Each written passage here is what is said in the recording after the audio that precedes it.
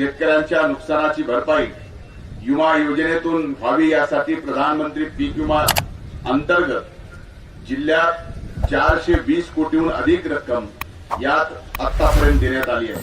Video सुरू करण्यापूर्वी आपण जर आमच्या डिजिटल कॉर्नर यूट्यूब चॅनलवर नवीन असाल तर चॅनलला सबस्क्राईब नक्की करा। यंदाच्या हंगामात झालेल्या बाधित शेतकऱ्यांना 25% अग्रिम दिला जाईल असे मी यावेळी आवर्जून सांगतो।